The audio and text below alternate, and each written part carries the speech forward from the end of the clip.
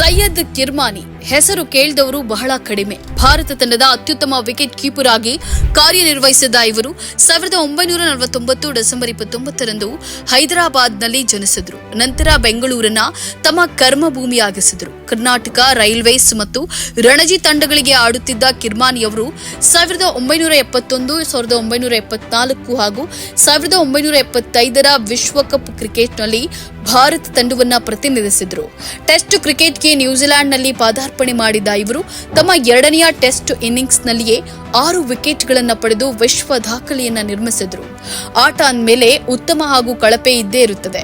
ಇದಕ್ಕೆ ಕಿರ್ಮಾನಿಯವರು ಅತೀತರಲ್ಲ. ಕೆಲವೊಂದು ಪಂದ್ಯಗಳಲ್ಲಿ ಕಳಪೆ ಪ್ರದರ್ಶನ ನೀಡಿದ್ರು.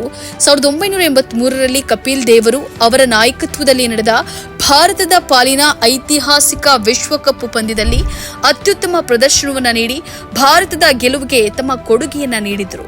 ಇವರ ಆಟವನ್ನ ಗುರುತಿಸಿ ಅಂದು ಅತ್ಯುತ್ತಮ ವಿಕೆಟ್ ಕೀಪರ್ ಪ್ರಶಸ್ತಿಗೆ ಭಾಜನರಾಗಿದ್ದರು. ಕಿರ್ಮಾನಿಯವರು ಅಂತಾರಾಷ್ಟ್ರೀಯ ವೃತ್ತಿ ಜೀವನದ ಅವಧಿಯಲ್ಲಿ ಅವರ ದಾಖಲೆಯು ಟೆಸ್ಟ್ ಪಂದ್ಯಗಳಲ್ಲಿ 160 ಕ್ಯಾಚ್ಗಳು ಮತ್ತು 38 ಸ್ಟಂಪಿಂಗ್ಗಳು ಮತ್ತು ಏಕದಿನ ಅಂತಾರಾಷ್ಟ್ರೀಯ ಪಂದ್ಯಗಳಲ್ಲಿ 27 ಕ್ಯಾಚ್ಗಳು ಮತ್ತು 9 ಸ್ಟಂಪಿಂಗ್ಗಳನ್ನು ಒಳಗೊಂಡಿದೆ. ಈ ಶ್ರೇಷ್ಠ ಕ್ರಿಕೆಟ್ ಆಟಗಾರನಿಗೆ ಭಾರತ ಸರ್ಕಾರವು 1982ರಲ್ಲಿ ಪದ್ಮಶ್ರೀ ಪ್ರಶಸ್ತಿಯನ್ನ ನೀಡಿ ಗೌರವಿಸಿದರೆ 2016ರಲ್ಲಿ 2015ರ ಕರ್ನಲ್ ಸಿ.ಕೆ. ನಾಯ್ಡು ಜೀವಮಾನ ಸಾಧನೆ ಪ್ರಶಸ್ತಿಯನ್ನ ಮುಡಿಗೇರಿಸಿದ್ದಾರೆ. ಅಂತಾರಾಷ್ಟ್ರೀಯ ಕ್ರಿಕೆಟ್ನಲ್ಲಿ ಮಿಂಚಿದ ಇವರು ತಮ್ಮ ಆಟದ ಮೂಲಕ ಭಾರತದ ಕೀರ್ತಿಯನ್ನ ವಿಶ್ವದಾದ್ಯಂತ ಹರಡಿದ ಆಟಗಾರರಲ್ಲಿ ಒಬ್ಬರು ಅನ್ನೋದೇ ವಿಶೇಷ. ಕ್ರಿಕೆಟ್ ಮಾತ್ರವಲ್ಲದೆ ಕೆಲವೊಂದು ಚಲನಚಿತ್ರಗಳಲ್ಲೂ ನಟಿಸಿದ್ದಾರೆ.